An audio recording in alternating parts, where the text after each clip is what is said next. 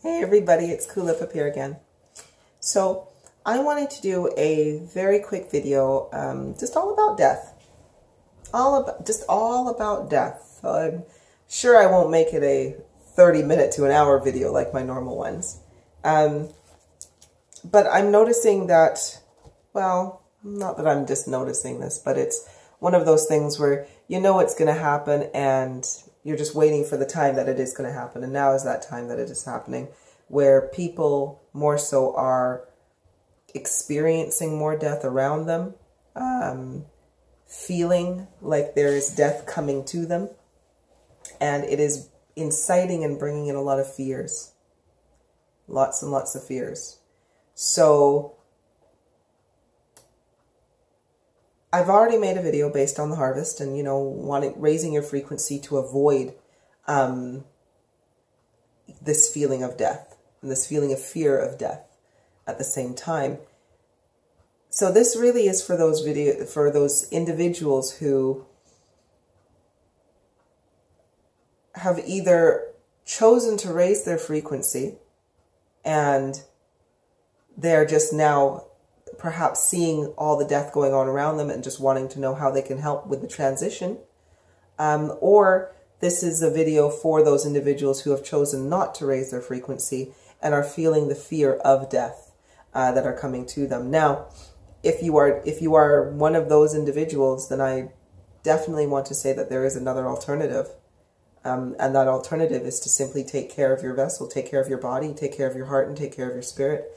And this feeling will go. But we are all here for our own reasons and for our own journeys and with our own strengths and our own wants and our own needs. So with that being said, let's talk about death and what it feels like and what it is. Now, clearly I am a living woman. I am alive and I am well and I'm bursting with love and energy and life.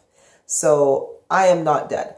However, I have died countless times. And this is the thing, when you raise in frequency, you regain some of your memories back. And with you being able to speak to the veil, the other side, and get everybody else's experience, like, hey, what was dying like for you? What was that like? You know, you learn that it is nothing more than an illusion. Okay? Death isn't real. And it's the same way that, and I've used this analogy before and I'll say it again.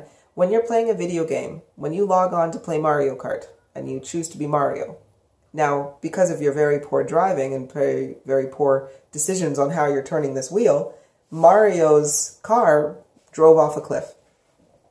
Now, as you are playing this with the controller in hand, when Mario's car goes off a cliff, do you start going into mourning? Do you start feeling death's grip on you? Do you start feeling cold and so forth? Of course not. Maybe a little frustrated because you died in the game, but you're perfectly fine. And it's the same thing within this matrix game of life. Death is an illusion. You die and you just go back to the beginning. You just go back to the starting point and you do it all over again. All right? Because we're here to learn lessons. Okay, and our time scale in life is basically what gives us the motivation to learn our lessons, right? But it doesn't really exist, because if we didn't learn our lesson in this life, we just go back and we do it again. Or possibly in other lives too. So firstly, death is an illusion. Now, what is it actually like to die? And I'm giving you my knowledge and my wisdom and my memory of what it is like. So on a personal basis, what is it like? How does it feel? It depends on how you are dying. Don't get me wrong. If you are dying in a very painful way, you will feel pain. If you are dying through a non-painful way, then of course you won't feel pain. But what is definite is that 30 seconds approximately before your heart beats its last beat, your spirit leaves its vessel. your spirit leaves this body. So 30 seconds. So basically, let's say something happened. I cut somewhere and now I'm bleeding to death. Okay. So for the time it takes for my blood to leave, yeah, I'm going to start to feel cold. I'm going to start to feel tired, lethargic, because my life force is being drained out of me. Now, 30 seconds before my heart stops beating, I go unconscious. My eyes could be looking straight, but I'm gone. I'm no longer here. Okay? So I'm unconscious. Now, once you are unconscious, your spirit vibrates very, very high, because once your heart stops, or once you are within those few seconds before your heart stops beating, your spirit, your soul contract is now void. So your soul leaves its vessel. Okay? And it's a vibration. It's a and then pop. And the way that I explain, or the best way I can explain the pop, it's like when you're cracking your knuckles. I'm going to see like that. It's like a pop, like that. Ooh. Or, you know, if you're pushing on your back or you're getting a massage and you're like, oh, you got some of the cracks out. It's that kind of pop that happens. Now, when you do feel the pop and everything, it's like waking up. It's like being jostled, because you've just went unconscious for a few seconds. But it's like somebody, then that pop goes on and it's like somebody just, hey, woke you up really suddenly out of a sleep. And you're like, oh, what's happening? Okay. Now, after a while, depending on how conscious you were before you passed away versus now. So for example, in my case, when I die, or when I'm finished using this body, it will be a pop and I will understand what has happened. I will know what's happened and I'll just be like, oh, okay. I'm going to go home to source now. You know, I'm going to go home to wherever I need to be. If you are of a lower frequency and you are still within your ego, or you're still believing yourself to be the character in this game that you were sent to play, you may feel a little disorientated for a second. You know, just kind of like, oh my gosh, what's happening? Oh my gosh, that's my body. Oh, and then slowly, it's like if you had amnesia, you slowly start to remember. You're like, wait a second. That's right. I wasn't here for, that's not really me.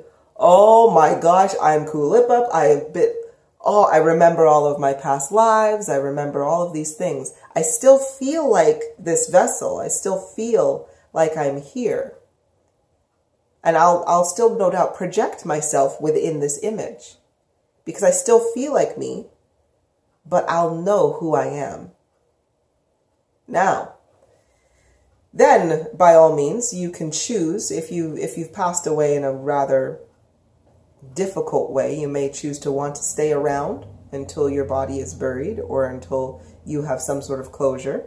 Or you may be like, you know what? I enjoyed my life. I'm good. Peace out. I'm ready to go home. Okay? Now, but either way, when you do go home, you will then, when you get into source is like it is a very, very beautiful place. Very, very beautiful place. There is no pain. There's no suffering. We are beings of love and light. Like when I say we are beings of love, I mean we vibrate at a very high frequency, which vibrates on the same frequency as the love frequency. So you are when we say a being of love and light, it's because you are vibrating so high. You have evolved so much. You're vibrating so high that you are actually producing light, because it's the heat. It's the physical vibration that is producing the light. So you will be who you are, of course. And again, source is a wonderful place. Some people would call it heaven. Some people would call it, Zion, or wherever you'd want to call it. Like, where you want to go. It is a wonderful place. Now, what happens, though, is once you are finished, though, you will then be going into what we call reflection, or soul reflection. And it is at this point, and this can take 5 minutes, 5 days, 5 hours, 5 years, 500 years. It really does depend on you. But your soul will go into reflection where you will then look back at this life. You will analyze this life minute by minute, second by second. You will go through every frame, every decision, every choice that you made through your entire life. So now, I just want you to think. That's a good motivation to make sure you're having the best life you possibly can. Because if you have to go through reflection to analyze every decision you've made, you're going to want to make sure that you have a bunch of good decisions. Like, yeah, that was good. That was good. I learned that. I good. Oh, that came up there. I learned the lesson and I moved on and that was great. That will mean reflection's a lot shorter. Right? But if you've just had a series of poor decision after poor decision, you're going to go in and you're going to have to relive all of it so that you can learn your lesson again. Because that's what we're here for. We are here in this life. We incarnate in this life in order to develop our souls, in order to explore ourselves. You know, see how we would react in so many situations and how we can grow from it deeply within ourselves, within our hearts. You know, so this is what the meaning of life is. It is for development. You know, you're supposed to develop. So it's like school. It's a really, really, really, really, really big, large, long school. And the last thing you want to do is spend 35 years in school or 100 years in school and then die and not have learned your lesson, because it means you got to go back and spend another bloody 100 years to try to do it again. So anyway, so you go into reflection and that takes a while. But then once you're finished reflection, or maybe you want to take a break from reflection and you come back in and you observe what's going on inside life, inside the game of life. So that's what actually happens for you. Okay. Now, how do you help others? Perhaps you're just like, okay, that doesn't sound too bad, because there's nothing to fear. Nothing to fear from death. Okay. The only thing to fear is the fear itself, which is pointless and useless.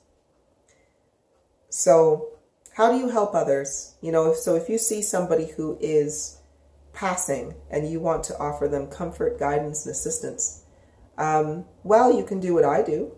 Personally, if they are in a lower frequency, then I tend to not tell them all of this stuff because they may not understand me, or they may think like, that's not what I want to hear right now. So what I do is I use the knowledge that I have, and I use my empathy, my empathic abilities, to have the feeling of calm safeness, of no fear, no frustration, no worry. Because very many times when you're around somebody you know is going to die, you worry for them.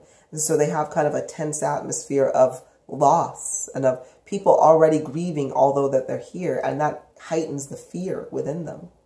So if they're around and you know they're going to pass and you're trying to help them through it, and you know we're not doing, and it can't be changed, it's just going to happen,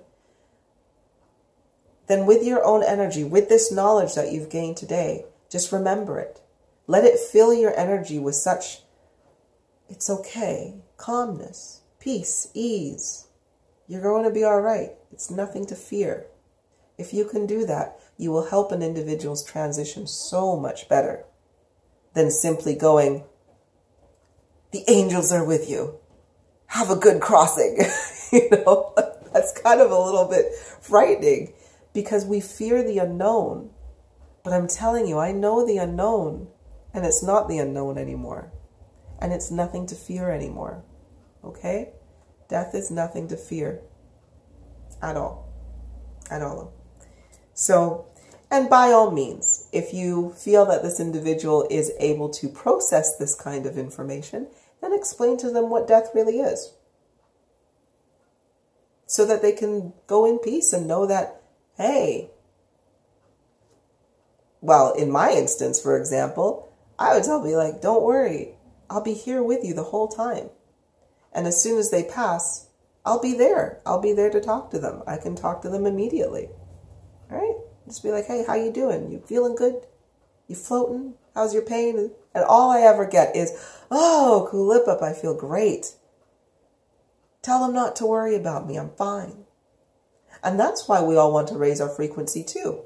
Because what I do is something you can do. You can physically. If somebody passes right here, I can speak to them. It just means that they're no longer in their body. That's all. Or it's like talking to somebody on the telephone. Just because somebody's moved away, does that mean you mourn them? Of course not. You just pick up the phone every now and then and say hi. And that's what we do. There's not supposed to be such a disconnect between the physical world and the veil and source and the ethereal. There isn't supposed to be this mad divide. We are one. All right? We are one. The ethereal plane is in motion right here, right now in this physical. We just physically can't see it. So of course we're supposed to be able to communicate and understand. But I will say though, if somebody's had a pretty rubbish life, you may not hear from them for a little bit because they're going to be doing some serious reflection, and that stuff is tedious. Tediously terrible. And I know nobody wants to do it, but it's something we all got to do. All right? It's something we all got to do. So I hope this video helps. And